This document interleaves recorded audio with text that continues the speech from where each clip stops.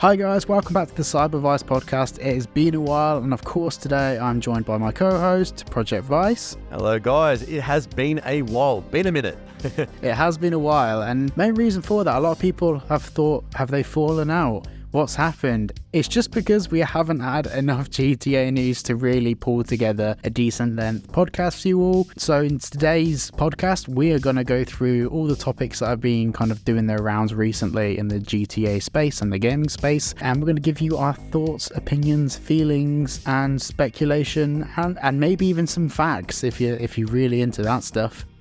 Firstly, how have you been? Tell the audience how you've been. You've been good or bad, or good bad or bad good? I mean, yeah, I've been all right. I think it would just be good if we just get trailer 2 or something at this rate, because everything has just been absolutely dead, and Rockstar won't say anything.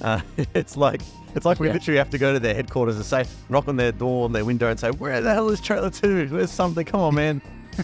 It's been really pretty dead especially in the community at the moment. But I've been mostly well, keeping well. But yeah, have you been though? You been all good? Yeah, I've been good. Just on that grind. That's it. That's it. But yeah, like you, I'm also just itching for some news from Rockstar. It's been long. I mean, don't get me wrong. I was expecting, this sort of wait. This isn't a surprise, I don't think, to either of us. I knew that it would be a while, but it's just like I thought maybe we'd get some big information at some point. But yeah, tight-lipped company. They very much are so, aren't they? So with that, should we get straight into the first topic? Let's do it. Cool. So we had someone on Twitter, Liam, you guys may have seen this, talking about how he had some sources saying that there's a possible delay with GTA 6. And later there's been all sorts of speculation about whether he'd made it up or whatever. I personally believe that he didn't make it up.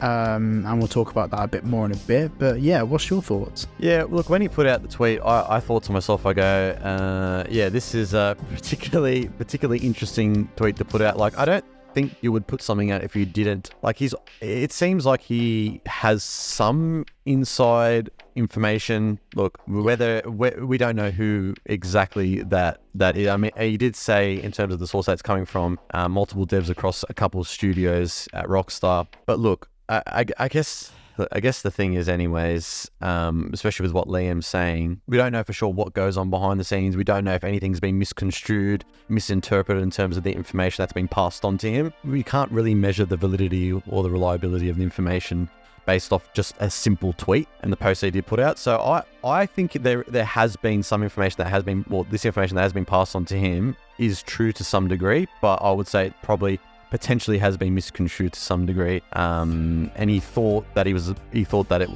a little bit more. I think anyways there is some truth to it. Whether there is a internal delay behind the scenes that we are unaware of, I'm not sure. Obviously we don't know, but I would say there is some truth to it about a possible delay in the future. But it seems like that isn't the case, seeing that there wasn't any sources that corroborated his tweet, like Jason Schreier or Tom Henderson or whoever else. So yeah, well, what about you? What do you think? Well, so yeah, I think obviously Liam has a reputation. He works for GTA Base. He has a history with reporting on stuff, and at the end of the day, he knew that if he put a tweet out, lied about it, he'd get his reputation destroyed. I don't think that he would do that, because what sane person would? I did reach out to Liam to ask for, his thoughts and just have a chat with him. No response, which is fine. For those that have watched my channel before, I've interviewed a Rockstar employee on the channel before, and I do know some Rockstar employees. And the thing is I think the biggest thing that got misconstrued in this whole thing was that Liam's tweet said that Rockstar have internally delayed the game, when that's not the actual feeling at Rockstar. Different teams and different departments are under different amounts of pressure. For example, if you're at work and you work in an office and one team is given a set of tasks, complete a task by a deadline, maybe in a week or 2 weeks, some members of the team might think it's possible, some members of the team might not think it's possible. Different departments might think that there's more workload or less workload depending on what they have to do.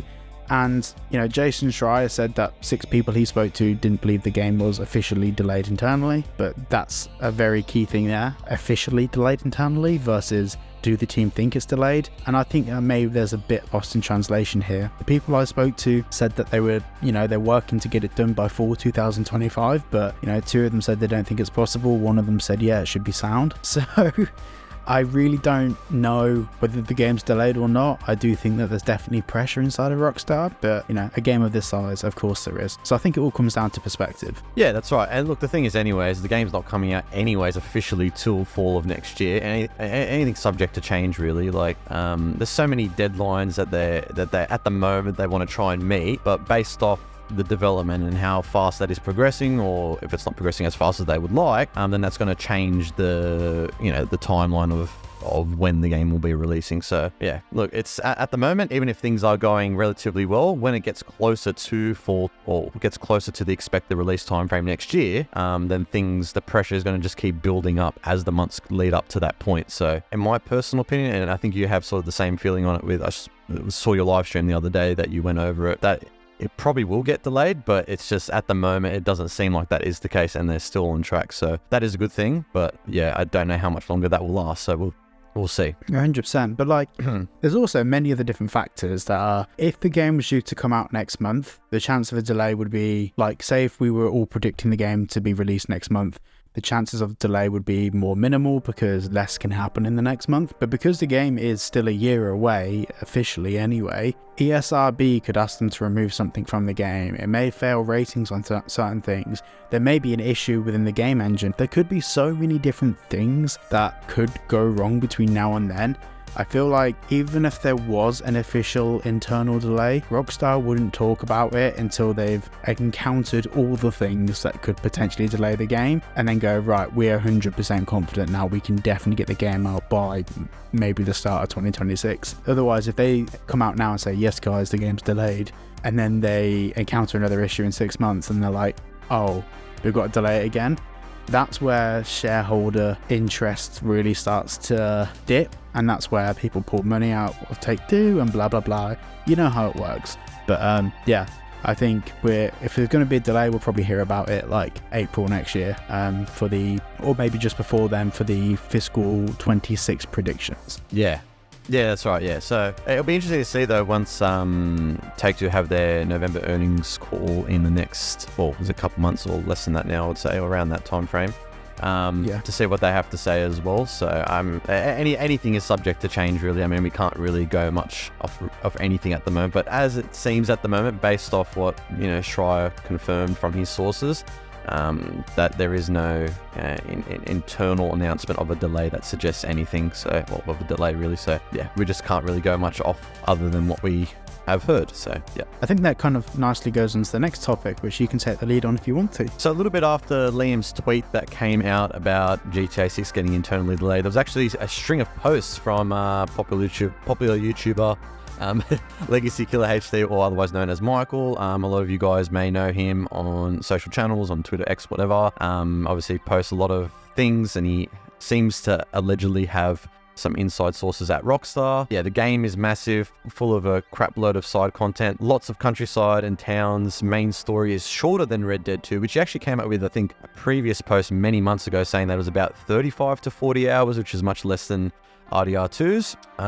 One central theme is from a few sources is criminals figuring things out, family struggles. Sounds like much more of a grounded story in comparison to 5. There's still a lot of usual insanity missions. Some are inspired by the Fast and Furious movies, that being the Fast 5 vault chase scene, which sounds absolutely awesome. That'd be pretty sick if we do see something like that. And also that, yeah, Lucia is the central character of the story, as Michael is to 5. I did hear about this as well. I think it might have been Rockstar Universe as well that came out with some leak in regards to this, that apparently there's corrupt cops, Russians creating chaos. He goes, all the things you expect from a standard GTA game. A lot of planned and cut content or ideas that didn't go as far as Rockstar would have liked, like voice protagonists in GTA Online. It's been worked on for years. A lot of the fidelity / performance options from 5 are supposed to be in 6, but they've struggled with making 60 FPS happen. There's a lot of conjecture around that, especially with the PS5 Pro and how GTA 6 is going to run there, which we'll get onto later. And also as well, a few other things, such as apparently developers saying that this has been the best project they've ever worked on at Rockstar, which, I mean, if you're working on arguably the biggest upcoming game on the planet, I think you would be pretty excited to be working on it. But a lot of people were happy to see Dan Houser left and had some unkind words for Laszlo. And yeah, basketball minigame was worked on at the Rockstar Toronto studio. It was on the chopping block at the end of last year. It seems like there was some difficulty in terms of development anyways, and trying to get that sorted. GTA 6 gameplay is similar to RDR2 a little bit, which some people have thought of that being. Yeah, so to kind of like summarize where we're going with this, VICE.CLO HD, in terms of once again verifying your sources, in the past when we got the initial Project Americas, not the leaks, but when we found out the game was actually called like internally Project Americas, that all came through VICE.CLO HD, and then he reported it to Jason Schreier, and Jason Schreier reported on it publicly. So VICE.CLO HD definitely throughout history has had some good sources. He's also was one of the people to report on some of the things that we'd expect to see in trailer 1, and a lot of those things were in trailer 1. So I do believe he has good sources, but also as well, like there's a mixture of some of the theories of stuff that would have been in the game was also on Reddit, but like also redacted like from Reddit as well. So there's a lot of stuff in there which people kind of were guessing anyway, but there is a lot of new stuff in there, which is just one of those things that we'll have to wait and see. I think overall there's a lot we can take away from what we can expect to see in GTA 6.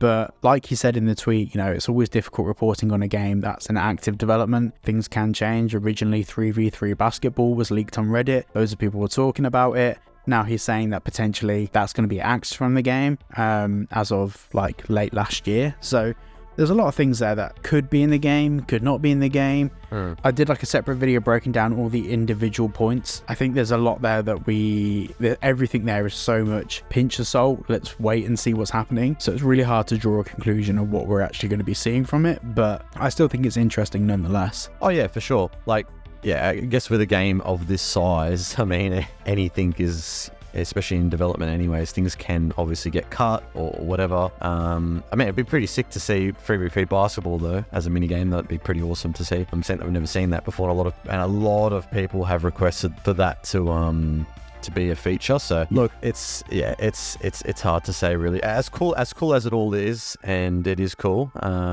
But yeah, we just have to wait and see, I guess, in terms of anything comes to fruition. I think one thing that is pretty interesting though, from those string of tweets, which I think he may have reported on earlier in the year, or yeah, I did see it, was that Vault chase scene from Fast 5, if that is in the story. I could just imagine it now, Lucia and Jason getting away from something, from if they've, I don't know, taken a heist or something. I don't know what it is, but it sounds pretty For me, cool. that's pretty bittersweet, because like, I think that would be really cool, but at the same time, you know, a lot of the stuff in GTA 5 was very out there and, you know, working for the government, these big heists. Sure.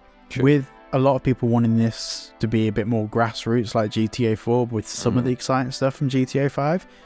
I'm hoping that we get the nice grounded stuff maybe combined with that. Yeah, like I feel I don't know, it all depends. It will be really fun to do the mission, but it all depends whether people are looking for realism, immersion, or fun, or a combination of all three. And I think how all three of those are put together will be very, very interesting to see. Yeah, I think you, for me anyways, as cool as this will be, because I think it'll be pretty sick to see something like that. I think a lot of people, in terms of what they were wanting to see from 6 in comparison to 5 or 4, whatever, is I guess from the dynamic between Jason and Lucia is something that I think a lot of people are interested in seeing, like how they react in terms of how the story is progressing or whatever. I think will be interesting, but a more grounded approach is probably something that we would like to see in comparison to 5. Maybe perhaps it wasn't as grounded as people would have liked. Right, so the next topic is a big one at the moment, which is the PS5 Pro. So just to recap what we know about it so far, firstly, that it's going to have better performance, it's going to have the ability to have a higher draw distance, it's going to be a slightly more powerful console, the whole PS4 catalogue will be coming back to it, over 8,500 PS4 games will be coming to it. There's loads of really cool stuff there. I think the thing that's taken away a lot from it is the price tag, which is, you know, so the price tag is 700 USD, 7 plus tax, £700, and that's over $1,000 Aussie dollars, isn't it? 1,050 Aussie Something dollars. along those lines. It's Somewhere ridiculous. around there. It's ridiculous. Obviously, for all of that money, you don't get the stand included. You've got to pay extra for that. So that's fun. We love that. Look, there's different ways that we can look at this. I think that if you don't have a PS5 already and you want the best experience playing GTA 6, potentially it makes sense. For me, I don't currently have a PS5. I'm going to buy it because I'm going to be producing content on it. And for me, it can be a bit of a tax write-off. I think that's how I justify it in my head. So I think that for me, it kind of makes sense. But at the same time, there's the other stuff, which based on the information we had from Legacy Killer HD about that leaked information, Rockstar are currently struggling to make 60 frames per second work for the game. So it doesn't matter how powerful the PS5 Pro is, 60 frames per second may not even be possible within the game engine itself. So we'll probably be talking somewhere between like 30 and 60, but like 40, because, you know, me and Project Rise, we spoke about this, you know, outside of the podcast. A lot of people are saying it's either going to be 30 or 60, but there are frames in between that, and a lot of games out there do have variable frame rates.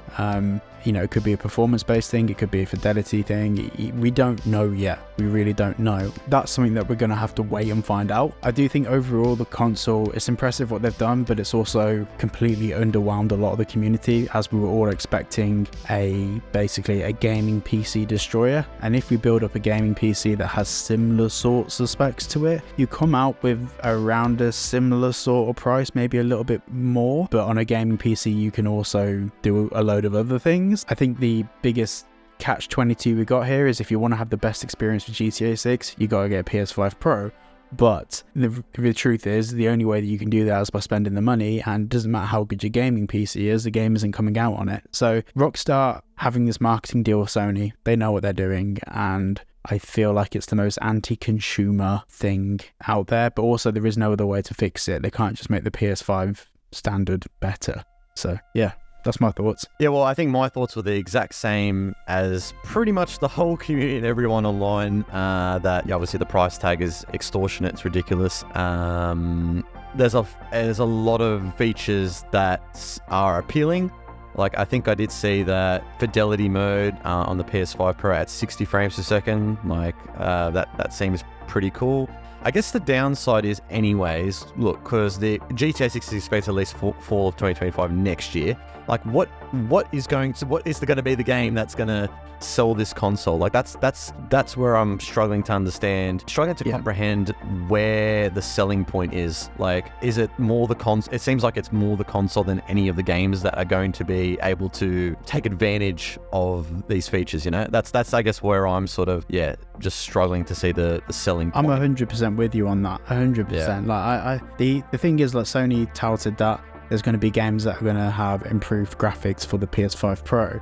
But what games? How many games are going to have that? Obviously, we can get some upscaling for previous PS4 games. If you want upscaled PS4 games, get a PS4 Pro, because that handled that perfectly, and it's also half the price. In fact, less than half the price. You know, you can get used ones for a couple £100, a couple $100. Like, the actual initial offering, the thing that they were offering to us to be competitive, to make us want to buy it, is a game that's not out yet. And obviously that whole video of them announcing it, they of course didn't mention GTA 6 because they can't. So it feels like if they said, you know, GTA 6 is going to run optimally on this comparatively to the PS5, that's what we all wanted to know. If it runs at, like, and obviously we know this is wrong, but let's just say if they came out and said that it ran, you know, 75 to 100 frames per second on GTA 6 with max settings, with like 2K or 4K gameplay, whatever it is, then I'd be like, okay, $700 makes more sense. But then again, to us as YouTubers that will utilize the console to make content, it does make more sense, because we're going to be capturing gameplay in the highest resolution we can to produce the best content on the platform. But to your average consumer, a graphics comparison between the PS5 and PS5 Pro on GTA 6 will probably be the most viewed video in relation to GTA 6 when it comes out, because it all comes down to that. Most people want to buy it for that. Or maybe Mafia 4 as well, but once again, we don't know anything about Mafia 4 really yet, other than that initial trailer. So yeah, that's right. I mean, yeah, I don't understand how. I mean, look, I would say Sony are going to be selling this console anyways. There's going to be those avid consumers out there that are they're going to be purchasing it. And obviously a lot of YouTubers out there making content on it, unboxings or whatever it is. But yeah, I don't see how them at the moment anyways what game is out there that's going to take advantage of it at all. I know I sound like I'm repeating myself a little bit, but I just don't understand how there's really anything at the moment that's going to take advantage of those features in there. Other than, of course, GTA 6 coming out, but it's next year. So yeah, it's all cool. Like, it's cool. It's a cool looking console. There's some cool features, but for me, anyways, I think, and this is probably the same feeling that pretty much everyone watching this video right now is probably going to say, they're just going to wait till GTA 6 comes out and then pick it up at a reduced price. So yeah, 100%. And I also think that Sony may reduce the price themselves. The backlash has been horrific. The thing is, at the moment, there's no reason to buy it at the moment because, you know, the big thing for that is going to be Mafia 4 or GTA 6. But those games aren't coming out for like at least at a bare minimum 9 months for Mafia 4, realistically longer. So we're talking middle to end of next year when we're actually going to see the benefits from that console to 99.9% of consumers. Obviously, there are people out there that are going to want it, which I get, but you know, they're not looking to sell a couple thousand consoles. They're looking to sell millions of these things. So yeah, we'll see. We'll see if they reduce the price. We'll see. And that goes on to the next topic, which I'll let you take if you want. The mistakes in the trailer. Yes, so if you guys are familiar with GTA 6 Countdown on Twitter, X, whatever you want to refer to it as. My best friend. I'm still blocked. I'm blocked. Now, the guy that has the account that is obviously making the posts on the account, I think, what's Muhammad and Anib? I don't know. Anib, yeah. Anib, yeah. Some dude that does make the posts on this account. Anyways, he came out with this string of posts. I think it might have been, I'm scrolling down his account at the moment. I think it might have been maybe a week ago or so, in terms of the mistakes in the GTA 6 trailer that you actually made a video on this, breaking it down how ludicrous and how stupid it is. I just thought it was so comical when I saw it. Like, yeah, things like the missing wind physics on Lucia's hair that doesn't match the speed of the car in one of the scenes in the trailer. Other things about people standing, like people saying that they're standing on top of the water. And in my video, I reiterated there is such thing as shallow water. Like, it's crazy. Like, water's not just deep everywhere. Beaches can have shallow water. Oh my god. Yeah. That was one. There was another one as well about Lucia in the car. Apparently, the polygons on her arm and the seat are due to the low resolution textures or something like that. There's even community notes that have been made. I know all of them. all of them to correct him. It's just it's ridiculous. Look, he's just putting these posts out just to get some views and some clicks, obviously, as he's pretty much been doing this whole time that he's made this account. Yeah, ridiculous stuff.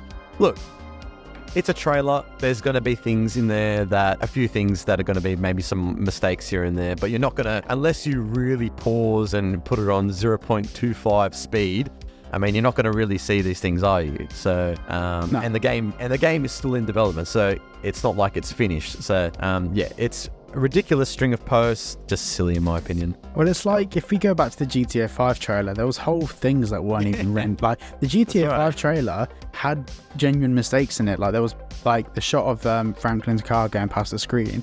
The whole that shot wasn't even rendered in, and that's right, you know, that's right. Like at the time, people noticed it, but no one complained about it. It was like, oh yeah, well, it doesn't really matter because it's a panning shot, like it's a trailer. And I think what really annoyed me about that post is I am all up for criticizing Rockstar. I mean, I've done it a lot, but criticize them for the things that we can criticize them for. The grind set of GTA Online, the pushing of shark cards to the point that you want to vomit them back up. Like, all of that stuff we can criticize, but GTA 6 Trailer 1 is probably one of the most beautiful masterpieces that a games development company has ever put together.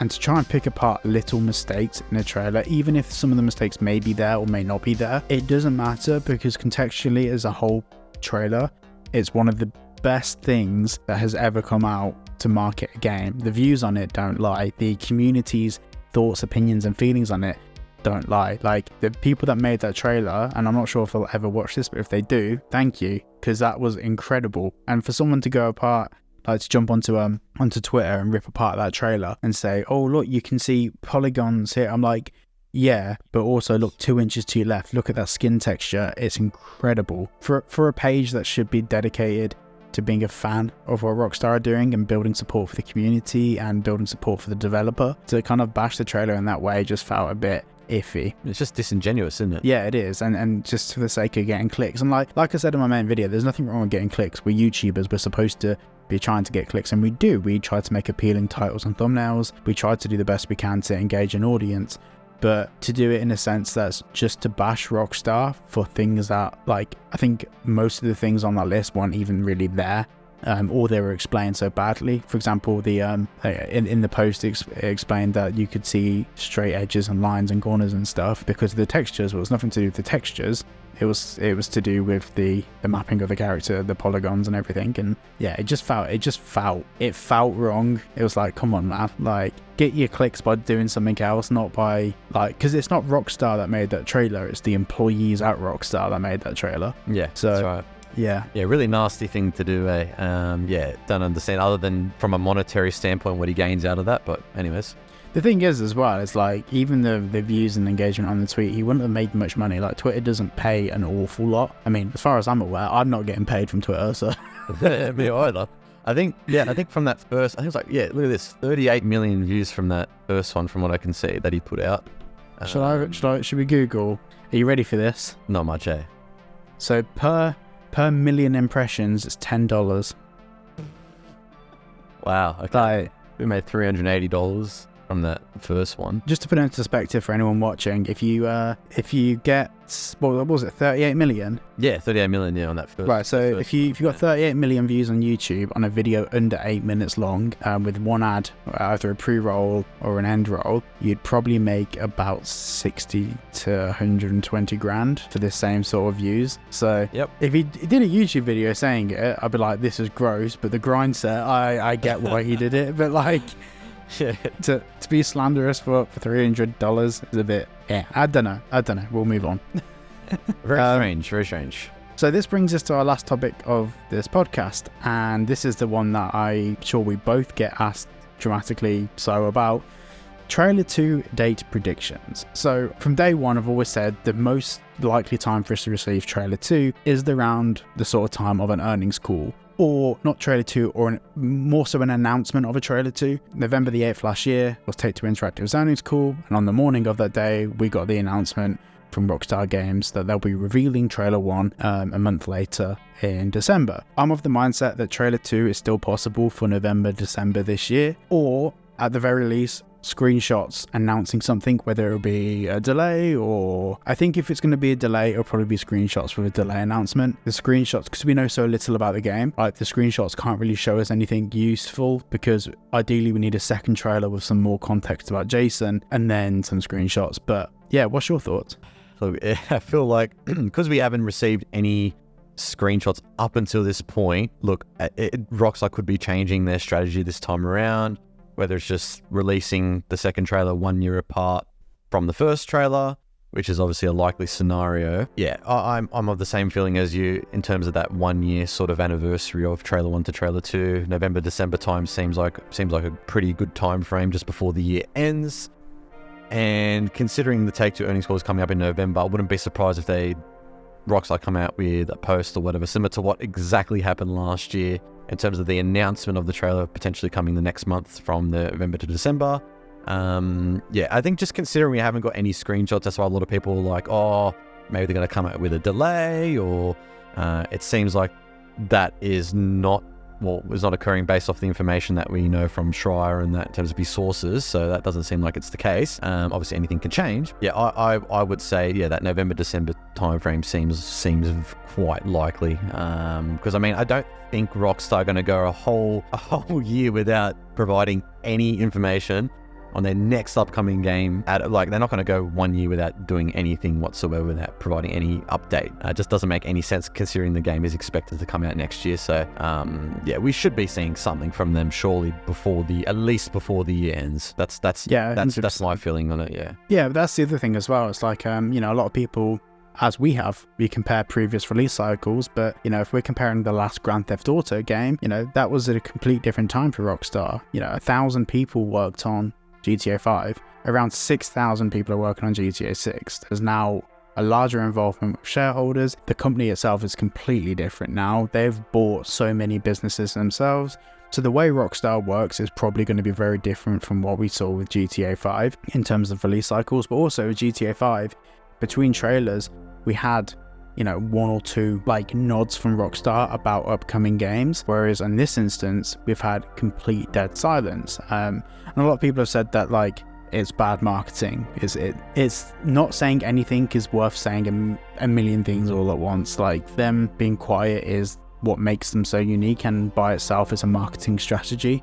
If every games developer did the same thing, it probably wouldn't be as special. But I do think that we'll probably get something by the end of this year. And like Project Vice said, not saying anything for a year, especially when there's billions of dollars riding on this game, doesn't seem very likely. I feel like Rockstar will say something when they've got something to say. But at the same time, I also think that they are conscious of the fact that they do need to keep Take-Two happy, because shareholders need to be happy, etc, etc, etc. Yeah, that's exactly right. And the thing is, anyways, in that next earnings call, there's going to be a lot of those investors, especially during that Q&A portion that Take-Two do every quarter in their earnings call, of where's the update in terms of any GTA 6 information? What's Strauss going to say in that call? How's he going to answer that? He's going to say the